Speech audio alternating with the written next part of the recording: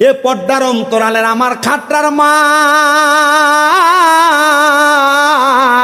এক ভরি স্বর্ণের দাম 1,85,000 টাকা। বর্তমান বাজারে মক্কা মদিনা যাইলে যদি উমরা হতে যায় মাত্র 1,40,50,000 টাকা কইলে মক্কা মদিনা যাওয়া যায়। ও বাবা, আল্লাহর কসম কইরা কইরে আমি নবীজির রওজার সামনে যাইয়া মাত্র 3টা দোয়া করছি। আমি কইছি, ইয়া রাসূলুল্লাহ, আমি একবার আসছি, বারবার আপনার রওজায় আসতে চাই।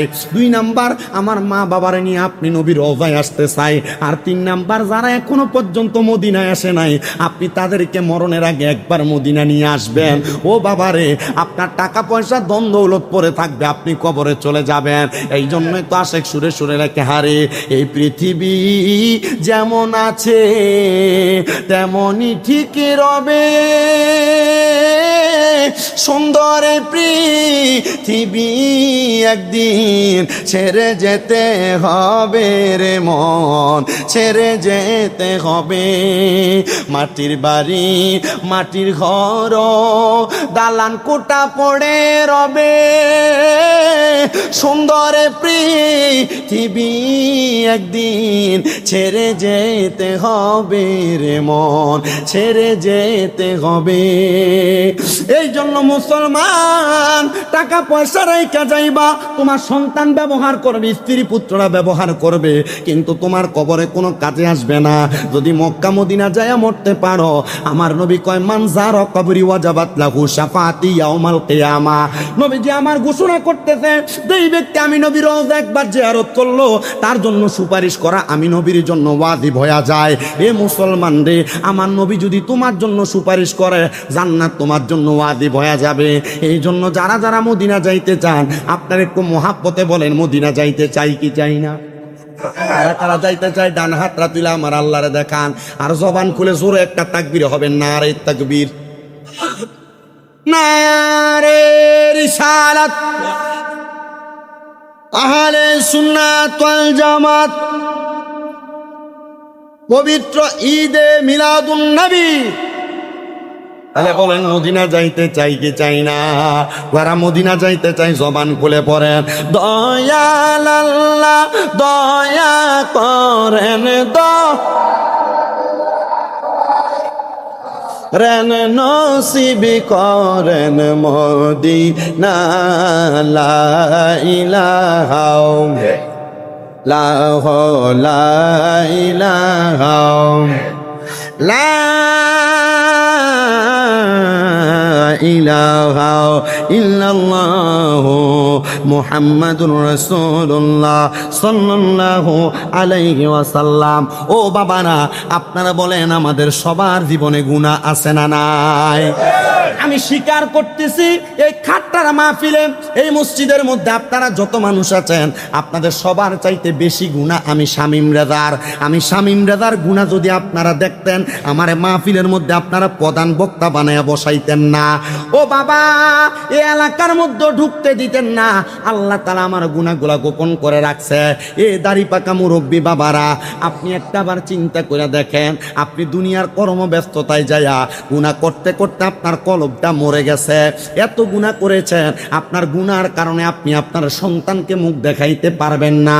যদি আপনার গুনাহ যদি আপনার সন্তান দেখতো, আপনার বাবা বলে পরিচয় দিত না। খাট্টা এলাকার আমার যুবক,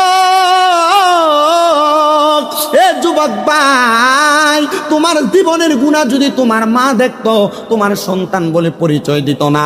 মোবাইলের মাধ্যমে বিভিন্ন সোশ্যাল মিডিয়ার কপি লিঙ্কের মধ্যে যা তুমি গুনাহতে লিপ্ত হয়ে যাও।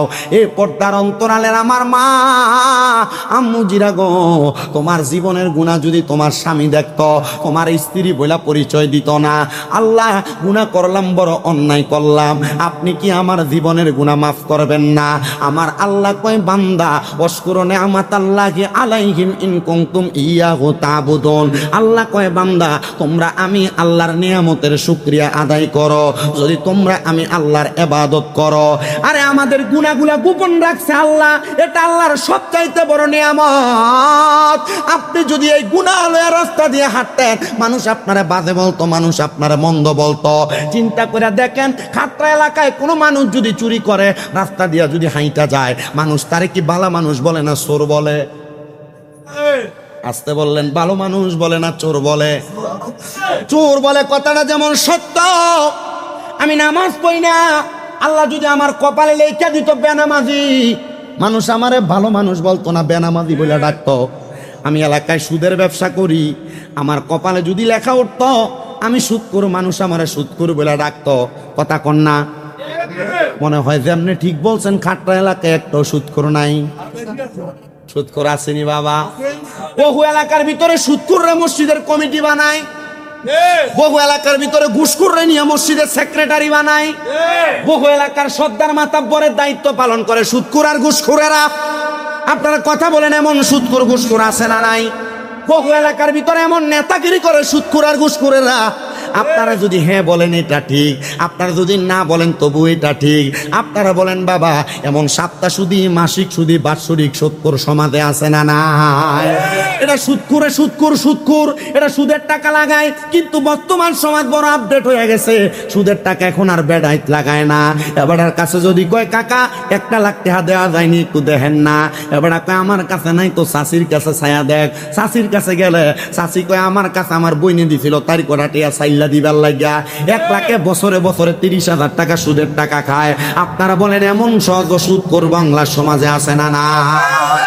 ও মুসলমান, শুধু বেরিয়ে সুদ খায় না রে, এই সুদের ব্যবসা বর্তমান সমাজে আবার সাপ্তাহ সুদের সিস্টেম হয়ে গেছে।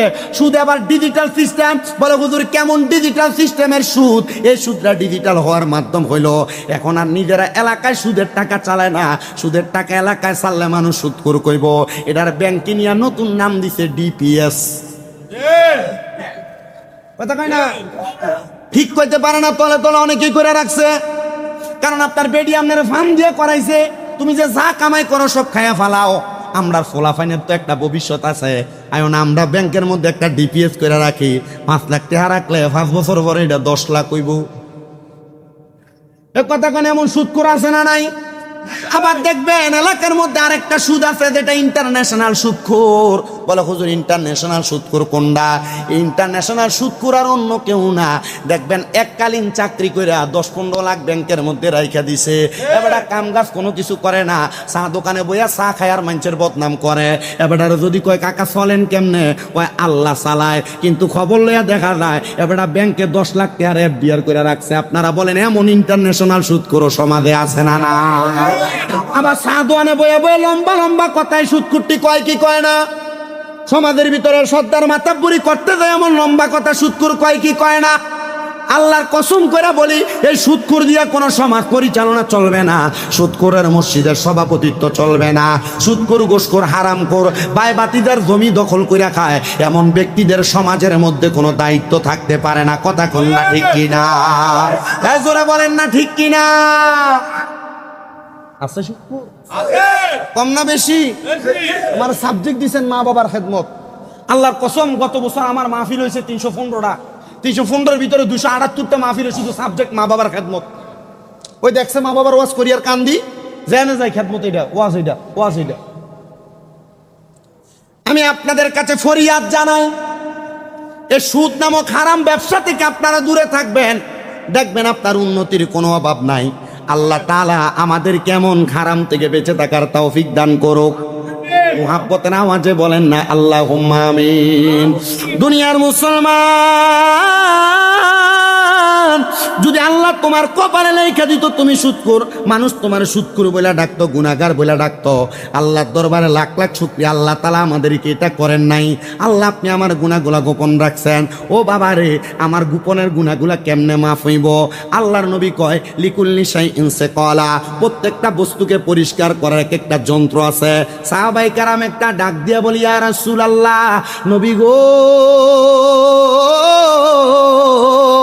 ও দয়ার নবীজি, আপনার উম্মত যে এত গুনাহ করবে, আপনার উম্মতের কলবের মধ্যে গুনার দাগ পড়ে যাবে, এই গুনাহগুলা কেমনে পরিষ্কার করব? আমার নবী কয় আছে কলাতিল কুলুবি যিকরিল্লাহ, উম্মতের কলবের ময়লা পরিষ্কার করার যন্ত্রের নাম হলো আল্লাহ তাআলার জিকির। 2 নাম্বার হইল আল্লাহর সঙ্গে শিরিক না করার কথা। 3 নাম্বার হলো মা বাবার প্রতি ইহসান করার কথা। কিন্তু এই 3টা বিষয়ের ব্যাপারে বাংলার মুসলমান বড় দুর্বল। বলে হুজুর কেমনে? কারণ আল্লাহ তো বলল আল্লাহর ইবাদতের জন্য। আজকে মাহফিলের উদ্দেশ্যে খাট্টা এলাকার এশারের নামাজে যেই মুসল্লি, অন্যদিন কিন্তু এত মুসল্লি হয় না। আজকে মাহফিলে যত মুসল্লি, অন্যদিন 5 ওয়াক্ত নামাজে এত মুসল্লি আসে না। তার মানে বোঝা যায় এলাকার মানুষের মুসল্লিরা কিন্তু ইবাদতের প্রতি দুর্বল। হে মুসলমান ইমানদার, এই ইবাদত কত মজা জানো? আমার আল্লাহ তাআলা জানায় দেয়, বান্দা এই ইবাদত যেই ব্যক্তি করবে, ওই ব্যক্তি আমি আল্লাহর তত কাছের হয়ে যাবে। আল্লাহ আপনার কাছের যিনি হয়ে যায়, তিনি তো আপনার বন্ধু হয়ে যায়। আপনার বন্ধু যারা হয়ে যায়, আপনি তো তাদেরকে জান্নাত দান করেন। আল্লাহ বলেন না আপনি তাদেরকে কোন জান্নাত দান করেন? আমার আল্লাহ কয় জাযাউহুম ইনদা রাব্বিহিম জান্নাতু আদনিন। আমি আল্লাহ তাআলা তাদেরকে একটা জান্নাত দান করি। ওই জান্নাতের নাম হলো জান্নাতুল আদন। জোরে কোন জান্নাতের নাম? জান্নাতুল আদন। আল্লাহ জান্নাতুল আদন দান করেন। আমার এই খাট্টা এলাকার পর্দার অন্তরালের আমার মা নামাজ যে আদায় করেন, রোজা যে রাখেন, হজ যে করেন, যাকাত যে দেন, দান সদকা যে করেন, মাহফিল যে করতেছেন, আল্লাহ তাআলা আপনারে কোন জান্নাতে দিব? পার্মানেন্টলি একটা জান্নাতের কথা তো আল্লাহ তাআলা বলছে।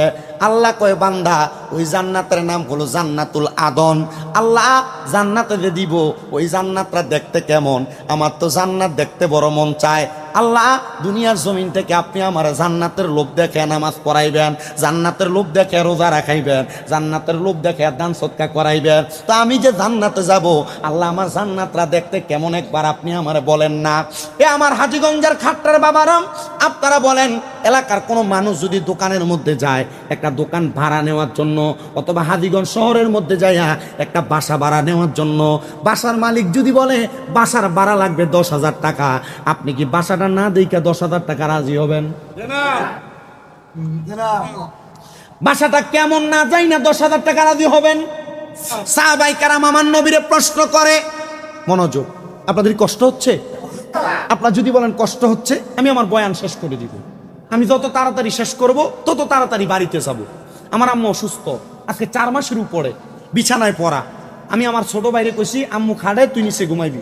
আব্বারে কইছি আপনিও আছেন, আমি আসার আগ পর্যন্ত আপনারা আমার সাথে থাকবেন। আমার আম্মা যখন অসুস্থ হয়েছে প্রথম 2 মাস আম্মা খাটে ঘুমাইছে, আমি আম্মার পাশে নিচে ঘুমাইছি। আমি আমার এই হাত দিয়ে আমি আম্মার প্রস্রাব পায়খানা পরিষ্কার করছি। আমি কামেল 2য় বর্ষে পড়ি কুমিল্লা আলিয়া মাদ্রাসা ফিকা। আমি বলি না যে এলেম দিয়ে ওয়াজ করি, আমি এতটুক বলি আমি আমার মা বাবার ফায়ে সুমা দিছি, আল্লাহ আমারে এলেম সিনাতে দান করছে। আমি এখানে স্বাভাবিকভাবে আসি নাই। আপনারা শুধু আমার আম্মার জন্য দোয়া করবেন। ডাক্তার বলছে 6 মাস সময় লাগবে। আমি কিছু 6 মাস সময় আমার কাছে ব্যাপার না, তবে আমার আম্মা যে অসুস্থ হয়ে পড়ে রয়েছে, আল্লাহর কাছে বলছে আল্লাহ আমি জানি না আপনি কেন আমার আম্মার অসুস্থ বানাইছেন, হয়তো আমাদের কোনো গোপন গুনার কারণে বানায় রাখছেন, তবে আল্লাহ আমি জানি লা ইউকাল্লিফুল্লাহু নাফসান ইল্লা উসআহা, আপনি কারো সাধ্যের বাহিরে কোনো কিছু চাপিয়ে দেন না। আল্লাহ হয়তো আমার সাধ্যে আছে আমার মা অসুস্থ হয়ে পড়ে থাকবে, আর আমি এটা সহ্য করতে পারবো, এজন্য আপনি আমার মার অসুস্থ বানাইছেন। আল্লাহ আপনিও সুস্থ বানাইছেন, আপনি চাইলে সুস্থ করতে পারবেন। আল্লাহ এখন থেকে আর এটা নিয়ে পরোয়া করি না, আমরা ওষুধ খরচ চালামু আর আপনি ভালো করবেন। আপনারা দোয়া করবেন না? আর আপনাদের এই দোয়া, আমার মা বাবার এই দোয়ায় আমার 6টা মাদ্রাসা চলে। শামীম রেজা মাহফিলে আসার আগে কত বদনাম হবে, কিন্তু শামীম রেজার মতো একটা মাদ্রাসা করে দেখানোর মতো একটা ফিলার নাই এলাকায়। কথা কি ঠিক আছে? আমার মাদ্রাসায় যাবেন, দাওয়াত দিয়ে গেলাম কুমিল্লা চকবাজার নূরপুর সমনিতে আমার তাহফিজুল কোরআন মাদ্রাসা, 6 মাদ্রাসা মিলাইয়া 1170 জন ফোলাফান, যারা রাস্তার ভিতরে ফোলাফান লিয়ে আন্দোলন করে। আমি যদি 1170 জন ফোলাফান লিয়া কুমিল্লা বিশ্ব রোডটা ব্লক করে আমার পক্ষে সম্ভব নেই।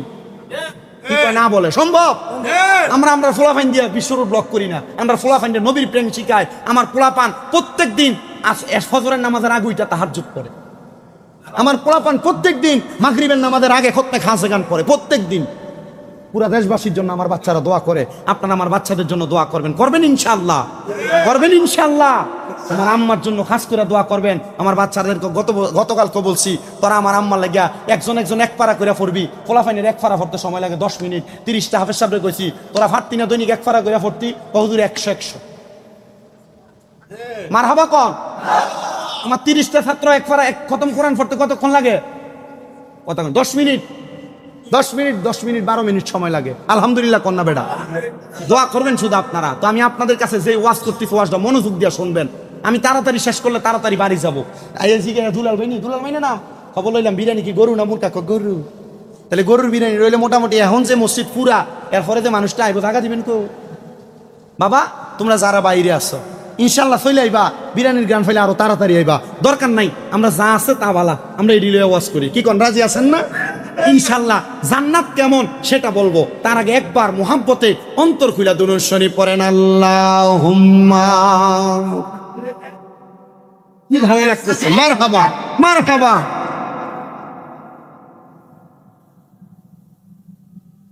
ওয়াদা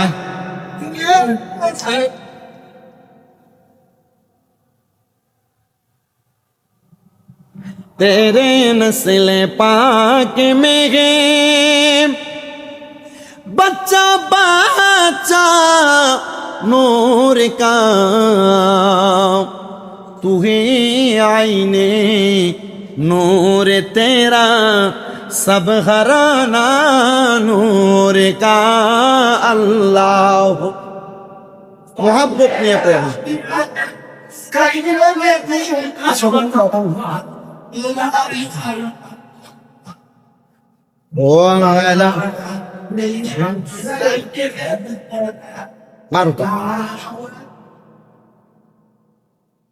আমার মুসলমান হযরতে আনাস ইবনে মালিক রাদিয়াল্লাহু তাআলা আনহু হাদিস বর্ণনা করে। হযরত আনাস বলে, আমি আমার নবীজির দরবারে 10 বছর খাদেম ছিলাম। আমার নবী রাহমাতুল লিল আলামিন নবী, আমি নবীজিকে প্রশ্ন করলাম, ইয়া রাসূলুল্লাহ, আল্লাহ যে জান্নাত দিবে ওই জান্নাতটা দেখতে কেমন? আমি তো জান্নাতটা দেখতে চাই। আমার নবী আল্লাহর কোরআন থেকে বলেন, সূরা বাইয়িনার শেষ আয়াত, আমার নবীজি আল্লাহ তাআলার কোরআনুল কারীম থেকে বলে, তাজরি, বড় সুন্দর, তাহতিহাল আনহার, ওই জান্নাতটা এত সুন্দর, ওই জান্নাতের নিচে দিয়ে একটা নহর প্রবাহিত হয়, একটা নদী প্রবাহিত হয়। সাহাবায়ে কেরাম বলে, নবী গো, ওই নদীটা দেখতে কেমন? চাঁদপুরের যেই নদী আছে ওই নদীর মধ্যে 2 রকমের পানি, এক সাইডে ঘোলা পানি আর এক সাইডে নীল পানি। আমার নবীজির হাদিসে মুবারাকা পইরা দেখলাম, আমার নবী বলতেছে ওই জান্নাতের নদীর মধ্যে 4 প্রকারের পানি আছে। সাহাবায়ে কেরাম বলে, নবীজি ওই 4 প্রকারের পানি কেমন গো? আমার নবী কয়, 1 প্রকার পানি, ওই পানির নাম হলো ইন্না আতাইনা কাল কাউসার, ওই পানিটার নাম হলো কাউসারের পানি। ইয়া রাসূলুল্লাহ, নবী গো, ওই পানি কারা পান করবে? আমার নবী কয়, যাদের অন্তরের মধ্যে আল্লাহ নবীর ভালোবাসা আছে তারা ওই কাউসারের পানি পান করবে। আল্লাহ নবীর প্রতি ঈমান আছে তারা ওই কাউসারের পানি পান করবে। আল্লাহ নবীর প্রতি ভালোবাসা আছে তারা ওই কাউসারের পানি পান করবে। আজকে খাট্টার বাবারা মাহফিল সাজাইছে মিলাদুন নবীর, আল্লাহ নবীর প্রেম আছে বিদায় লাখ লাখ টাকা খরচ করে মাহফিল সাজাইছে। আমরা একটা বিশ্বাস করি, আজকে এই মিলাদুন নবীর মাহফিলের উসিলায় আমরা যদি মারা যাই, মরার পরে ওই কবরের মধ্যে রাহমাতুল লিল আলামিন নবী আমাদেরকে নবীর কুল মুবারকে নিতে পারে কি পারে না? এ খাট্টার বাবা নবী আমার জানায়া দেয়, 2 নাম্বার ওই জান্নাতের নদীর মধ্যে আরেকটা পানি আছে, ওই পানিটার নাম হলো সারাবান তাহুরা। ইয়া রাসূলুল্লাহ, নবী গো, ওই সারাবান তাহুরা কারা পান করবে? আমার নবী কয়, যারা দুনিয়াতে কোনোদিন পরের হক মাইরা খায় নাই, যারা দুনিয়াতে কোনোদিন পরের সম্পদ লুণ্ঠন করে নাই, পরের হকের প্রতি লোভ করে নাই, তারা ওই সারাবান তাহুরা পান করবে। 3 নাম্বার ওই জান্নাতের নদীর মধ্যে আরেক প্রকার পানি আছে, ওই পানিটার নাম হলো জান্নাতের লাবান দুধ। ও জান্নাতের দুধ, জান্নাতের দুধকে পান করবে। আমার নবী কয়, যারা কোনোদিন তাদের জবান দ্বারা ফায়সা কথা বলে নাই, মিথ্যা কথা বলে নাই, পরেরকে গালি দেয় নাই, ওই মানুষগুলা জান্নাতের দুধ পান করবে। ইয়া রাসূলুল্লাহ, এবার 4 নাম্বার জান্নাতে কি আছে? আমার নবী কয়, জান্নাতের নদীর মধ্যে এবার আছে জান্নাতের মধু। ও নবী গো, জান্নাতের মধু কারা পান করবে? আমার নবী কয়, উম্মত উম্মত, ওই জান্নাতের মধু তারা পান করবে যারা কোনোদিন নেশা দ্রব্য পান করে নাই। এই এলাকার নেশাখোর, তুমি যে নেশা করো, এই এলাকার ইয়াবাখোর, তুমি যে ইয়াবা পান করো, এই এলাকার গাঞ্জুটিরা, তোমরা যে গাঞ্জা খাও, এটার কারণে তোমার নিজের ক্ষতি হয়। আল্লাহ দোহাই দিয়া বলি রে, এমন নেশার কাজের মধ্যে তুমি যাও না। যদি যাও, জান্নাতের মধু তোমার কপালে নাই। পরের হক যদি খাও, জান্নাতের দুধ তোমার কপালে নাই। যদি তুমি পরের হক লুণ্ঠন কর, গালিগালাজ করো, তাহলে জান্নাতের মধু সারাবান তাহুরা তুমি পান করতে পারবা না। আল্লাহ নবীর ভালোবাসা না থাকলে তুমি কোনোদিন জান্নাতের ইন্না আতাইনা কাল কাউসার, কাউসারের পানি পান করতে পারবা না। এই 4 প্রকারের পানি পান করবে। তার মানে নবী গো, জান্নাতের মধ্যে একটা নদী আছে, ওই জান্নাত তো বড় সুন্দর। ইয়া রাসূলুল্লাহ, নবীজি তাহতিহাল আনহার, আল আনহারু খালিদিনা ফিহা আবাদা। ও মায়ের নবী, জান্নাতের লোক তো দেখাইলেন, জান্নাত সুন্দর বললেন, তাহলে জান্নাতের মধ্যে আমরা কতদিন থাকবো? বাড়ি ভাড়া 10,000, বছরে না মাসে? কথা কই না। দুনিয়াতে বাঁচবেন 60 বছর। আপনার দাদা মারা গেছে আজকে 100 বছর, কবরে যে আছে কেমন আছে, কি খবর অবস্থা আপনি জানেন না। নবীজি, ওই জান্নাতের মধ্যে আমরা কতদিন থাকবো গো? আপনি নবী বলেন না। আমার নবী কয়, আমি বলি না, আমার আল্লাহ স্বয়ং বলে দেয়। কি বলে? কয় খালিদিনা ফিহা আবাদা। মারহাবা, আর জোরে কোন মারহাবা। এই আবাদা শব্দটার তাফসীরে পরে আসতেছে, আল্লাহ প্রথম কয় খালিদিনা ফিহা, ওই জান্নাতের মধ্যে তোমরা চিরস্থায়ী বাসিন্দা হইয়া থাকবা। আমার নবী ডাক দিয়া কয়, শুধু চিরস্থায়ী বাসিন্দা? আল্লাহ কয়, নবী গো, উম্মতের বইলা দেন আরেকটা শব্দ ব্যবহার হইছে আবাদা। শুধু চিরস্থায়ী বাসিন্দা হইয়া থাকবে না, আবাদা, তারা জান্নাত থেকে বের হতে চাইবে না। জোরে সোরে বলেন সুবহানাল্লাহ। এত মজার জান্নাত, বের হইতে চাইবে না। মারহাবা বললেন না? হযরতে কাবিসা রাদিয়াল্লাহু তাআলা নবীর সাহাবী প্রশ্ন করি, ইয়া রাসূলুল্লাহ, ইয়া হাবিবাল্লাহ, এ জান্নাত যে বললেন নিচে দিয়া নহর প্রবাহিত হবে, তাইলে আল্লাহ এটা বানাইছে কি দিয়া? মারহাবা কইলেন না? দেখবেন সমাজে এমন অনেক লোক আছে, 100 টাকা খরচ করবে, বারবার জিগায় এটা যেখানে খরচ হবে আমার লাভ কি হবে? কথা কয় না। আমার যখন দাওয়াত দেন, আমি জিজ্ঞাসা করছি, আমার যে দাওয়াত দিবেন এর আগের বছর কোন বক্তা আইছে? আমি জিজ্ঞাসা করছি, আপনারা যে মাহফিল করবেন আমার মাইক দিবেন কয়টায়, হাদিয়া দিবেন কত? বারবার জিগাইছি। কিল্লাইগা?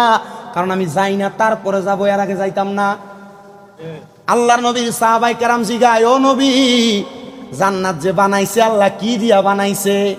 কয় স্বর্ণের একটা ইট, রূপার একটা ইট দিছে, মাঝখানে লাল ছোট ছোট ইয়াকুত পাথর, জামারুত পাথর দিয়া আল্লাহ তাআলা জান্নাত বানাইছে। এত সুন্দর, এত সুন্দর, এত সুন্দর। নবী গো, কেমন সুন্দর! আর মানুষ কেমনে প্রবেশ করবে? বলে মানুষ বিসমিল্লাহ বলে ফুলসেরাতের রাস্তার মধ্যে ডান পা দিবে, বাম পাটা আলহামদুলিল্লাহ বলে যখন ফেলবে, চোখটা খুলে দেখবে জান্নাতের মধ্যে প্রবেশ করেছে। এত সুন্দর মেহমানদারি জান্নাতের মধ্যে প্রবেশ করলে আমার আল্লাহ তাআলা মাছের কলিজা দিয়া জান্নাতীদেরকে মেহমানদারি করবে। জোরে সোরে বলেন সুবহানাল্লাহ। ইয়া রাসূলুল্লাহ, ইয়া হাবিবাল্লাহ, বুঝতে পারলাম। তাহলে বলেন না, ওই জান্নাতে কারা কারা থাকবে? আগে বলছি জান্নাতের ওই শরাব কে কে খাবে। এবার নবী আমার বলতেছে, ওই জান্নাতে থাকবে 2 প্রকারের ব্যক্তি। ইয়া রাসূলুল্লাহ, নবী কোন 2 প্রকারের ব্যক্তি থাকবে? এবার আমার আল্লাহর কোরআন বলে, রাদিয়াল্লাহু আনহুম ওয়া রাদু আন। ওই জান্নাতের মধ্যে যেই 2 প্রকারের ব্যক্তি থাকবে, এক প্রকার ব্যক্তি হলো যাদের প্রতি আমার আল্লাহ সন্তুষ্ট হয়েছে, আর যারা আমার আল্লাহর প্রতি সন্তুষ্ট হয়েছে। আপনারা হাজীগঞ্জের খাট্টার মানুষ বলেন, আপনারা সবাই আল্লাহর প্রতি খুশি না বেজার? আপনারা সেই জান্নাতে যাবেন, কিন্তু বাবা শুধু আপনি খুশি থাকলে হবে না, আল্লাহ তো আপনার প্রতি খুশি থাকা লাগবে। ও আল্লাহ, আপনি কেমনে খুশি হন?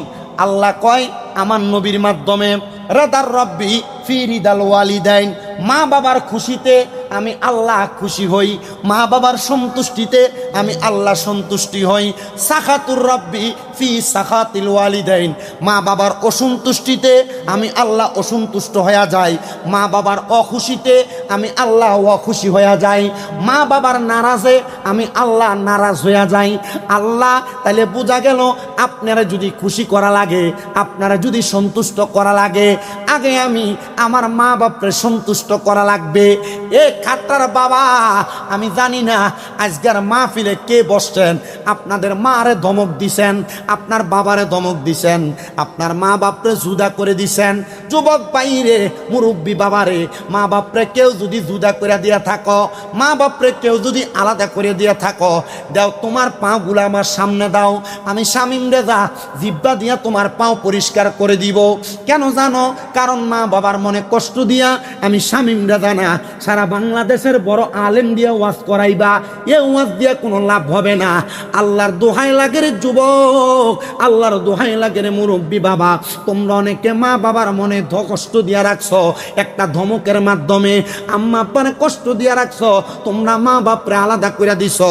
মা বাপ সকালবেলা এক ভাইয়ের ঘরে ভাত খায়, দুপুর বেলা আরেক ভাইয়ের ঘরে ভাত খায়, সন্ধ্যাবেলা আরেক ভাইয়ের ঘরে ভাত খায়। এমনও আছে এলাকার মধ্যে মা বাপরে ভাত খাবা নিল এলাকায় মেল করা লাগে, পদাইনারে ডাইকা বিচার করা লাগে।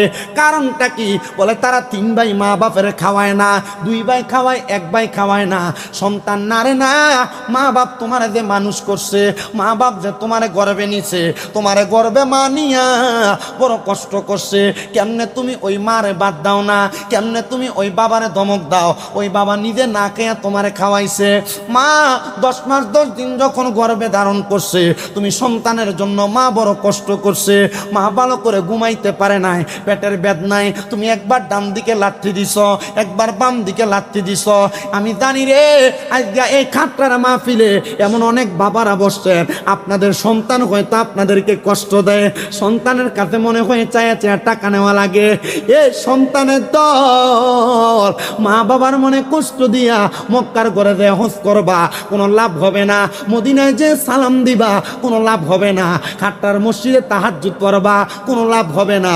আল্লাহর দোহাই লাগে রে বাবা, ওই মা বাবার মনে কষ্ট দিও না। কেউ যদি কষ্ট দিয়া থাকো, আজকে আমার সাথে ওয়াদা করো, এখান থেকে বাড়িতে যাইয়া মার পায়ের মধ্যে ধরবা, বাবার পায়ের মধ্যে ধরবা, ধরে বলবা মা আল্লাহর রাস্তে আমি সন্তানরে মাফ করে দেন। মা বাপ যতক্ষণ পর্যন্ত বলছে তোমারে মাফ করে দিছি, ততক্ষণ পর্যন্ত মা বাবার পাও ছাইরো না। বলে হুজুর মা বাবার পাও ছাড়বো না, এটা কেমন কথা বলেন? আমরা এলাকায় অনেক মৌলবী সাহেবরা ফতুয়া দেয়, মা বাবার পায়ে ধরলে এটা শিরিক হয়, মা বাবার পায়ে ধরলে বেদাত হয়। না রে সন্তান না, মা বাবার পায়ে ধরলে শিরিক বেদাত হয় না। আমি শামিম রেজা এমনে বক্তা হই নাই, আমি শামিম রেজা এমনে ওয়াজের স্টেজে বসি নাই, এমনি চেয়ারে বসে ওয়াজ করি না। আমি আমার এই মুখগুলা দিয়া আমার মা আর পায়ে চুমা দিছি, আমার আব্বার পায়ে চুমা দিছি। আমি যেদিন আমার আব্বার পায়ে চুমা দেই, আমার আব্বা বসে দেখ ফোলা কি ফাগলামি করে। আমি যেদিন আমার মার পায়ে চুমা দিছি, আমার একটা ভিডিও ম্যান ছিল, সে আমার সাথে থাকতো, সে আমারে কয় আপনারে মানছে হাতে চুমা দেয়, আপনারে মানছে কপালে চুমা দেয়, আপনি দিয়ে আপনার আম্মার পায়ে চুমা দেন। আমি কইছি রে, আমি আমার মায়ের কদমে চুমা দিয়া আম্মার কদমে ছোট থাকার কারণে আল্লাহ আমার দেশ জাতির কাছে বড় বানায়। আপনারা বলেন মা বাবার কদমে ছোট কইলে ওই সন্তানকে আল্লাহ তাআলা বড় বানাইতে পারে কি পারে না?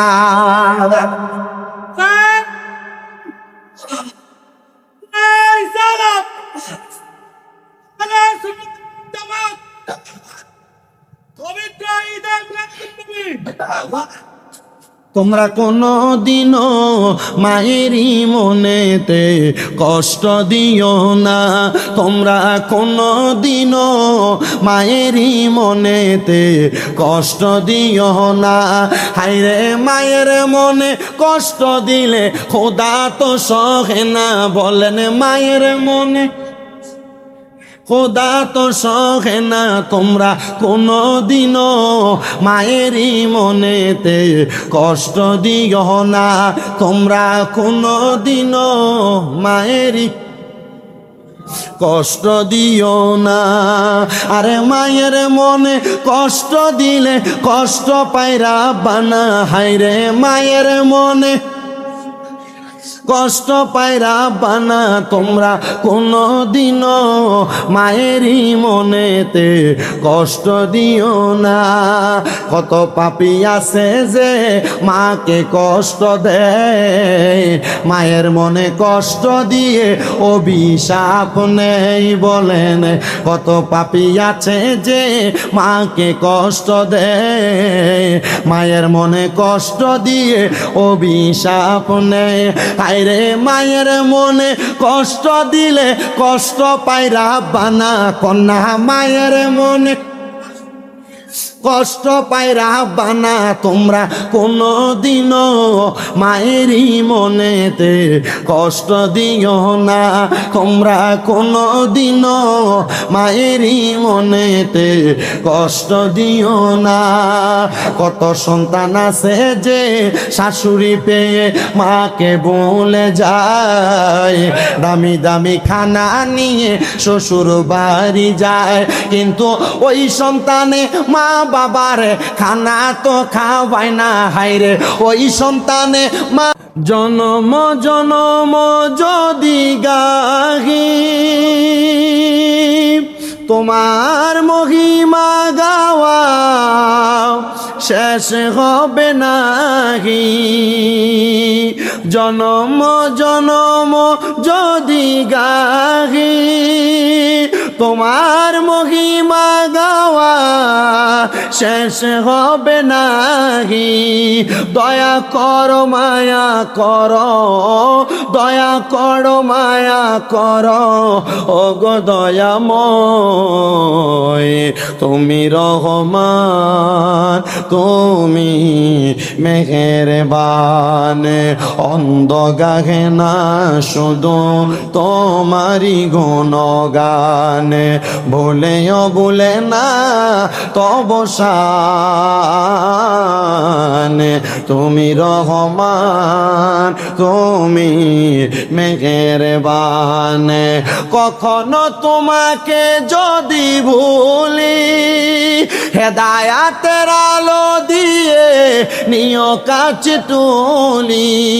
কখনো তোমাকে যদি ভুলি হেদায়াতের আলো দিয়ে নিও কাছে তুলি। দয়া করে ঠাই দিও, দয়া করে ঠাই দিও, ও গো দয়াময় তুমি রহমান, তুমি মেহেরবান। আল্লাহুম্মা সাল্লি মোহাব্বতে ইমান তাজা হবে। মুহাম্মাদ ওয়া আলা আলি মাওলানা লা ইলাহা ইল্লাল্লাহ, লা ইলাহা ইল্লাল্লাহ, কালেমা লা ইলাহা। হাসবি রব্বি জাল, পড়েন হাসবি রব্বি हो माफी कल्बी गैरुल्लाह नूर मुहम्मद सल्लल्लाहु ला इलाहा इल्लल्लाह ला इलाहा इल्लल्लाह ला इलाहा। বন্ধু নামাজ রোজা সাই রহনা, কেহ মা বাবার খেদমত সাই রহনা। আমার নবীর দরুদ হইল না, আমার নবীর দরুদ, আমার নবীজি তোমায় বলবে না। লা ইলাহা ইল্লাল্লাহ, লা ইলাহা। হায়রে অনেক দূরে মদিনা, আমরা কেমনে যাব জানি না। কাটার বাবারা সবাই মদিনা যাইতে চাই কি চাই না? যারা যারা যাইতে চাই জবান খুলে একটা তাকবীর হবে, নারে তাকবীর। এ আওয়াজ দিয়া মদিনা যাবেন বাবা, আমার মনে হয় বিশ্ব রোডটা পার হওয়া যাবে না। মদিনা যাইতে হইলে ইমানের আওয়াজ দিয়া মদিনা যাওয়ার আওয়াজ দিবেন, তাকবীরটা দিবেন। কারণ আমিও বেশি দিন হয় না মদিনা শরীফ জিয়ারত করে আসছি। আমার মাথার চুলগুলার দিকে তাকাইলে হয়তো আপনারা বুঝতেছেন, আমার মাথার লম্বা চুলগুলা বড় বাবরি চুল, ঘাড় পর্যন্ত পড়তো। কিন্তু মানুষ আমার বন্ড বইলা গালি দিত, মাথার মধ্যে বাবরি চুল থাকার কারণে মানুষ আমার ভান্ডারি কয়ে গালি দিত। আমি জানি গো এটা আমার গালি না, আল্লাহ রসুলের হাদিস পড়া দেখলাম। আমার নবী কয় লাহু শারুন ইয়াদ্রিবু মান খাবাইহি, আমি নবীর চুল মুবারক আমার কাঁধ মুবারক পর্যন্ত চলতো। আমার চুলগুলা যখন লম্বা ছিল আমি চিন্তা করছি মানুষ আমারে মন্দ বলে, মানুষ আমারে পাগল বলে, মানুষ আমারে ভণ্ড বলে, কিন্তু আমি তো নবীর সুন্নাত জিন্দা করার লক্ষ্যে আমার মাথার চুলগুলা আমি লম্বা রাখছি। মানুষ আমারে যা বলুক না কেন আমি নবীর সুন্নাত জিন্দা করব। কারণ আমি নবীর একটা হাদিস পড়ছি, আমার নবী কয় মান তামাসসাকা বিসুন্নতি ইনদা ফাসাদি উম্মতি ফালাহু আজরুন মিয়াতা শাহিদা। নবী আমার কয় উম্মত, যেই ব্যক্তি আমি নবীর একটা সুন্নতকে জিন্দা করবে আমার আল্লাহ তাকে 100 শহীদের সওয়াব দান করবে। এই লম্বা চুল আপনি রাখেন না, আপনার সাধারণ কোনো মানুষ রাখে না, কিন্তু আমি রাখার কারণে মানুষ আমারে বাদে বলতো। এবার আমি নিয়ত করলাম এই চুল যদি কাটতে হয় আমারে মদিনা শরীফ যাওয়া লাগবে, আমারে মক্কা শরীফ যাওয়া লাগবে। একমাত্র মক্কায় যে হজ করলে মাথা মুন্ডানোটা হজের একটা অংশ হয়ে যাবে, তখন কাটলে কেউ যদি প্রশ্ন করে বলতে পারবো হজে দেয়া কাটছি। এবার আমি আগে মক্কায় যাই নাই, আমি যেহেতু নবীর সুন্নত চুল রাখছি, নবীর দরবারে আগে গেছি। আমি বলছি ও আমার মুআল্লিম সাহেব, আপনি আমার ভিসাটা করার পরে আমার বিমানের টিকিটটা মদিনার টিকিট আগে করবেন। কারণটা কি? বলে আমি তো নবীর গোলাম, নবীর কাছে হাজিরা না দিয়ে আমি মক্কায় যাব না, আমার আগে একবার মদিনার নবীর কাছে নিয়ে যাইবেন। আমি ওনার সঙ্গে কথা বইলা আমার টিকিটটা আমি মদিনার লাগাইছি। আমি মদিনাতে যাইয়া প্রথম দিন ফজরের নামাজ আদায় কইরা মদিনা শরীফের সামনে দাঁড়ায়া আমি আমার এই চুলগুলার মধ্যে দুইটা মুঠ করে ধরছি আর ডাক দিয়ে বলছি ইয়া রাসূলুল্লাহ, নবী এই বাবরি চুল লম্বা চুলের কারণে মানুষ আমারে বন্ড বলে, মানুষ আমারে বাদে বলে, কিন্তু আপনি নবী সুন্নত রাখছি গো নবী, দুনিয়ার মানুষ আমারে খারাপ বললে আপনি আমারে ভালো বলবেন। আপনি আপনার উম্মত দাবি কইরা আপনি আপনার রওজার কাছে আমারে নিয়ে আসতেন। ও নবী গো, মক্কায় যাওয়ার পরে হজ করে চুলগুলা কাটা লাগবে। আপনি নবী আমি উম্মতের বদদুয়া দিয়েন না, আপনি নবী আমি উম্মতের প্রতি নারাজ হইয়েন না। ও বন্ধুরে, ওই মদিনা যাইতে পারলে কত মজা কত আরাম জানুনি। এই খাট্টা এলাকার মধ্যে টাকাওয়ালার অভাব নাই, খাট্টা এলাকার মধ্যে পয়সাওয়ালার অভাব নাই। দামি বিল্ডিং বানায় ঘুমায়, দামি বাড়ি বানায় ঘুমায়। ও খাট্টার বাবা, তোমার খাট্টার মসজিদের ভিতরে এক ওয়াক্ত নামাজ পড়লে এক ওয়াক্তে সওয়াব পাইবা।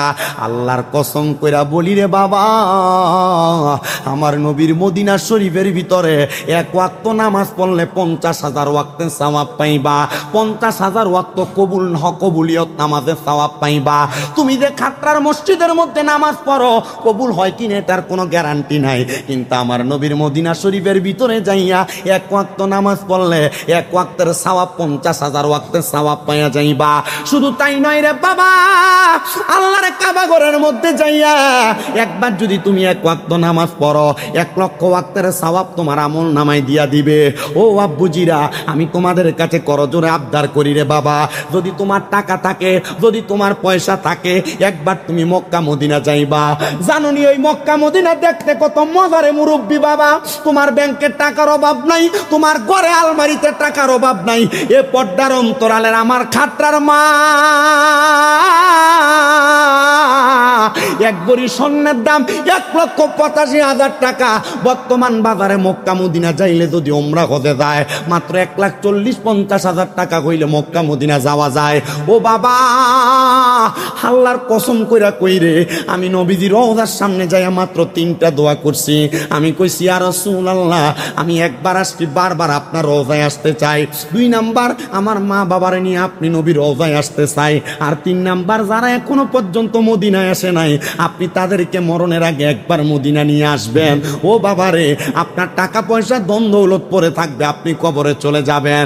এই জন্যই তো আশেক সুরে সুরে লেখে, হারে এই পৃথিবী যেমন আছে তেমনই ঠিকই রবে, সুন্দর এই পৃথিবী একদিন ছেড়ে যেতে হবে রে মন, ছেড়ে যেতে হবে। মাটির বাড়ি মাটির ঘর দালান কোটা পড়ে রবে, সুন্দর পৃথিবী একদিন ছেড়ে যেতে হবে রে মন, ছেড়ে যেতে হবে। এই জন্য মুসলমান, টাকা পয়সা রেখে যাইবা, তোমার সন্তান ব্যবহার করবে, স্ত্রী পুত্ররা ব্যবহার করবে, কিন্তু তোমার কবরে কোনো কাজে আসবে না। যদি মক্কা মদিনা যায় মরতে পারো, আমার নবী কয় মান যারা কবরি ওয়াজাবাত লাহু শাফাআতি ইয়াউমাল কিয়ামা। নবীজি আমার ঘোষণা করতেছে, যেই ব্যক্তি আমি নবীর রওজা একবার জিয়ারত করলো, তার জন্য সুপারিশ করা আমি নবীর জন্য ওয়াজিব হয়ে যায়। হে মুসলমান রে, আমার নবী যদি তোমার জন্য সুপারিশ করে, জান্নাত তোমার জন্য ওয়াজিব হয়ে যাবে। এই জন্য যারা যারা মদিনা যাইতে চান, আপনার একটু মহাব্বতে বলেন মদিনা যাইতে চাই কি চাই না? এ পর্দার অন্তরালের আমার খাট্টার মা, এক ভরি স্বর্ণের দাম 1,85,000 টাকা। বর্তমান বাজারে মক্কা মদিনা যাইলে যদি ওমরা হতে যায়, মাত্র 1,40,50,000 টাকা হইলে মক্কা মদিনা যাওয়া যায়। ও বাবা, আল্লাহর কসম কইরা কইরে আমি নবীজির রওজার সামনে যাইয়া মাত্র 3টা দোয়া করছি। আমি কইছি, ইয়া রাসূলুল্লাহ, আমি একবার আসছি, বারবার আপনার রওজায় আসতে চাই। 2 নাম্বার, আমার মা বাবারে নিয়ে আপনি নবীর রওজায় আসতে চাই। আর 3 নাম্বার, যারা এখনো পর্যন্ত মদিনায় আসে নাই, আপনি তাদেরকে মরণের আগে একবার মদিনা নিয়ে আসবেন। ও বাবারে, আপনার টাকা পয়সা ধন দৌলত পরে থাকবে, আপনি কবরে চলে যাবেন। এই জন্যই তো আশেক সুরে সুরে লেখে, হারে এই পৃথিবী যেমন আছে তেমনই ঠিকই রবে, সুন্দর পৃথিবী একদিন ছেড়ে যেতে হবে রে মন, ছেড়ে যেতে হবে। মাটির বাড়ি মাটির ঘর দালান কোটা পড়ে রবে, সুন্দর পৃথিবী একদিন ছেড়ে যেতে হবে রে মন, ছেড়ে যেতে হবে। এই জন্য মুসলমান, টাকা পয়সা রেখে যাইবা, তোমার সন্তান ব্যবহার করবে, স্ত্রী পুত্ররা ব্যবহার করবে, কিন্তু তোমার কবরে কোনো কাজে আসবে না। যদি মক্কা মদিনা যায় মরতে পারো, আমার নবী কয় মান যারা কবরি ওয়াজাবাত লাহু শাফাআতি ইয়াউমাল কিয়ামা। নবীজি আমার ঘোষণা করতেছে, যেই ব্যক্তি আমি নবীর রওজা একবার জিয়ারত করলো, তার জন্য সুপারিশ করা আমি নবীর জন্য ওয়াজিব হয়ে যায়। এ মুসলমান রে, আমার নবী যদি তোমার জন্য সুপারিশ করে, জান্নাত তোমার জন্য ওয়াজিব হয়ে যাবে। এই জন্য যারা যারা মদিনা যাইতে চান, আপনার একটু মহাব্বতে বলেন মদিনা যাইতে চাই কি চাই না? কারা কারা যাইতে চাই ডান হাতরা তুলে আমার আল্লাহরে দেখান, আর জবান খুলে জোরে একটা তাকবীর হবেন, নারে তাকবীর, নারে রিসালাত, আহলে সুন্নাত ওয়াল জামাত, পবিত্র ঈদে মিলাদুন নবী। তাহলে বলেন মদিনা যাইতে চাই কি চাই না? যারা মদিনা যাইতে চাই জবান খুলে পড়েন, দয়াল আল্লাহ দয়া করেন, রেন নসিব করেন মদিনা, লা ইলাহা লা ইলাহা লা ইলাহা ইল্লাল্লাহু মুহাম্মাদুর রাসূলুল্লাহ সাল্লাল্লাহু আলাইহি ওয়াসাল্লাম। ও বাবারা, আপনারা বলেন আমাদের সবার জীবনে গুনাহ আছে না নাই? আমি স্বীকার করতেছি এই খাট্টার মাহফিলে এই মসজিদের মধ্যে আপনারা যত মানুষ আছেন আপনাদের সবার চাইতে বেশি গুনাহ আমি শামীম রেজার গুনাহ যদি আপনারা দেখতেন আমার মাহফিলের মধ্যে আপনারা প্রধান বক্তা বানায়া বসাইতেন না। ও বাবা, এই এলাকার মধ্যে ঢুকতে দিতেন না। আল্লাহ তাআলা আমার গুনাহগুলা গোপন করে রাখছে। এ দাড়ি পাকা মুরব্বী বাবারা, আপনি একটাবার চিন্তা করে দেখেন, আপনি দুনিয়ার কর্মব্যস্ততায় যায়া গুনাহ করতে করতে আপনার কলবটা মরে গেছে। এত গুনাহ করেছেন, আপনার গুনার কারণে আপনি আপনার সন্তানকে মুখ দেখাইতে পারবেন না। যদি আপনার গুনাহ যদি আপনার সন্তান দেখতো, আপনার বাবা বলে পরিচয় দিত না। খাট্টা এলাকার আমার যুবক, এ যুবক ভাই, তোমার জীবনের গুনাহ যদি তোমার মা দেখতো, তোমার সন্তান বলে পরিচয় দিত না। মোবাইলের মাধ্যমে বিভিন্ন সোশ্যাল মিডিয়ার কফি লিংকের মধ্যে যা তুমি গুনাহতে লিপ্ত হয়ে যাও। এ পর্দার অন্তরালের আমার মা আম্মু জিরা গো, তোমার জীবনের গুনাহ যদি তোমার স্বামী দেখতো, তোমার স্ত্রী বলে পরিচয় দিত না। আল্লাহ, গুনাহ করলাম, বড় অন্যায় করলাম, আপনি কি আমার জীবনের গুনাহ মাফ করবেন না? আমার আল্লাহ কয়, বান্দা ওয়াশকুরু নি'মাতাল্লাহি আলাইহিম ইন কুনতুম ইয়াহু তা'বুদুন। আল্লাহ কয়, বান্দা তোমরা আমি আল্লাহর নিয়ামতের শুকরিয়া আদায় করো যদি তোমরা আমি আল্লাহর ইবাদত করো। আরে আমাদের গুনাহগুলা গোপন রাখছে আল্লাহ, এটা আল্লাহর সবচাইতে বড় নিয়ামত। আপনি যদি এই গুনাহ লয়ে রাস্তা দিয়ে হাঁটতেন, মানুষ আপনারে বাজে বলতো, মানুষ আপনারে মন্দ বলতো। চিন্তা করে দেখেন, খাট্টা এলাকায় কোনো মানুষ যদি চুরি করে রাস্তা দিয়া যদি হাইটা যায়, মানুষ তারে কি ভালো মানুষ বলে না চোর বলে? আসতে বললেন, ভালো মানুষ বলে না চোর বলে? চোর বলে কথাটা যেমন সত্য। আমি নামাজ পড়ি না, আল্লাহ যদি আমার কপালে লেখা দিত বেনামাজি, মানুষ আমারে ভালো মানুষ বলতো না, বেনামাজি বলে ডাকতো। আমি এলাকায় সুদের ব্যবসা করি, আমার কপালে যদি লেখা উঠতো আমি সুদ করু, মানুষ আমারে সুদ করু বলে ডাকতো। কথা কন না? মনে হয় যেমনি ঠিক বলছেন, খাট্টা এলাকায় একটা সুদখোর নাই। সুদখোর আসেনি বাবা? বহু এলাকার ভিতরে সুদখোররা মসজিদের কমিটি বানায়, বহু এলাকার ভিতরে ঘুষখোররা নিয়ে মসজিদের সেক্রেটারি বানায়, বহু এলাকার সর্দার মাতাব্বরের দায়িত্ব পালন করে সুদখোর আর ঘুষখোরেরা। আপনারা কথা বলেন, এমন সুদখোর ঘুষখোর আছে না নাই? বহু এলাকার ভিতরে এমন নেতাগিরি করে সুদখোর আর ঘুষখোরেরা। আপনারা যদি হ্যাঁ বলেন এটা ঠিক, আপনারা যদি না বলেন তবু এটা ঠিক। আপনারা বলেন বাবা, এমন সাপ্তাহ সুদি, মাসিক সুদি, বাৎসরিক সুদখোর সমাজে আছে না নাই? এটা সুদখোরে সুদখোর, এটা সুদের টাকা লাগায়। কিন্তু বর্তমান সমাজ বড় আপডেট হয়ে গেছে, সুদের টাকা এখন আর বেড়াইত লাগায় না। এবারের কাছে যদি কয় কাকা 1 লাখ টাকা দেওয়া যায়নি, একটু দেখেন না, এবার কয় আমার কাছে নাই তো চাষির কাছে ছায়া দেখ। চাষির কাছে গেলে চাষি কয় আমার কাছে আমার বইনে দিছিল তার করা টিয়া চাইলা দিবার লাগিয়া 1 লাখে বছরে 30,000 টাকা সুদের টাকা খায়। আপনারা বলেন এমন সহজ সুদখোর বাংলার সমাজে আছে না না? ও মুসলমান, শুধু বেরিয়ে সুদ খায় না রে, এই সুদের ব্যবসা বর্তমান সমাজে আবার সাপ্তাহ সুদের সিস্টেম হয়ে গেছে। সুদ আবার ডিজিটাল সিস্টেম। বলে হুজুর কেমন ডিজিটাল সিস্টেমের সুদ? এই সুদরা ডিজিটাল হওয়ার মাধ্যম হইলো এখন আর নিজেরা এলাকায় সুদের টাকা চালায় না, সুদের টাকা এলাকায় চাললে মানুষ সুদখোর কইব। এটার ব্যাংকে নিয়ে নতুন নাম দিছে ডিপিএস। কথা কয় না? ঠিক কইতে পারে না, তলে তলে অনেকেই করে রাখছে। কারণ আপনার বেডি আপনার ফার্ম দিয়ে করাইছে, তুমি যে যা কামাই করো সব খায়া ফালাও। আমরা ফলাফাইনের তো একটা ভবিষ্যৎ আছে।